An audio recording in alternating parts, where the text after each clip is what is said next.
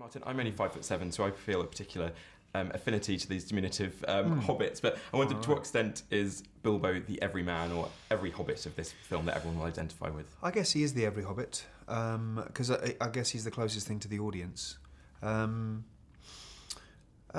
he's relatable too, and he's hopefully likeable, yeah. And where do we find the Bilbo that you portray in the film and his life?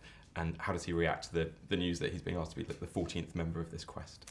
He's very comfortable when we join him. He's comfortable, he's quite set in his ways, he's happy, probably not very excited by life, or not very exciting. And then when Gandalf and the crew come on board, or just invade his house, he's horrified and wants nothing to do with it until they've all gone, when he realises that was probably his only ticket to any kind of adventure or excitement or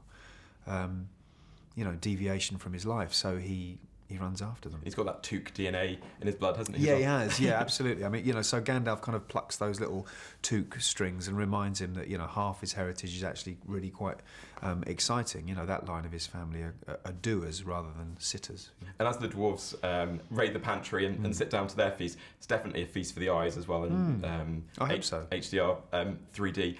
How impressed were you by the exquisite attention to detail throughout the production?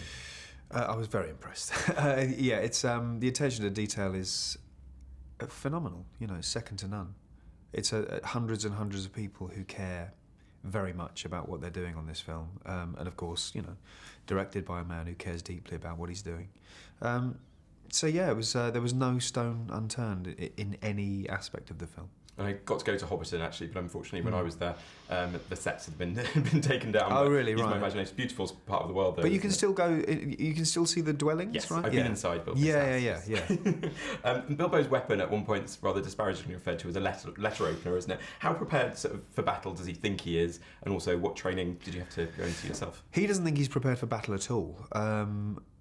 So I was much more prepared for battle than he was, because we'd gone through training and all that, so we had sword and fight training and sticks and all that stuff.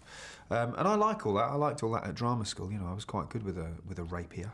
But no, he's under no illusion. He knows he's not a fighter. And I believe you shot the scenes with Andy Serkis as Gollum first of all, actually. In what way was that sort of the perfect initiation to playing Bilbo? Because it allows you to find out who Bilbo is. It helps you make decisions about how you're going to play him, for the next 18 months, 2 years, because as you can imagine, that's quite a task when you think, okay, so who is this person who I'm about to be for a long, long, long time? And Gollum helped me find it. You're very well dressed today. I like your pocket handkerchief. And so in the opening of filming ceremony, you snazzily dressed then as well. What did you admire about Bilbo's style and the sort of William Morris inspired clothes? Well, he in the book it says he's got a whole room dedicated to. He's got a walk-in wardrobe basically, and so have I. So I related to that. He's always got a nice little scarf. There's bits of brocade. There's bits of paisley, bits of corduroy, all of which I am happy to wear. A big part of the costume, of course, is the Hobbit Feet. What were they like to wear? How comfortable? And how did they sort of help you get into the sort of hobbity spirit of things? Well, they were quite difficult. Only for the first couple of days it feels very alien, but after you've walked around them for a few days it feels totally fine, depending on the terrain you're on. And they do. They help you get into who he is, because they change the way you walk and you immediately feel different. You're not just walking like yourself, you're walking like somebody else. And I can't really go away without asking you about working with Peter Jackson. What was the experience like for you? Yeah. I've had better. No, it was all right. And I've worked with some of the great Peters. Peter Jackson, Peter Greenaway, Peter Mandelson. And, all of them have brought something different to the table. He's great, obviously. He's the only person I could imagine directing this the way that it is. He's a phenomenon. High on the Christmas wish list, I'm sure, of a lot of kids will be all the toys that are available. What's it like seeing yourself sort of rendered in plastic as an action figure?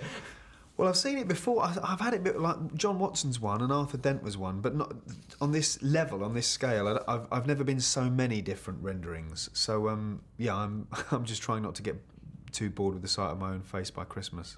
Martin Freeman, thanks very much. Thanks very much. Nice to meet you.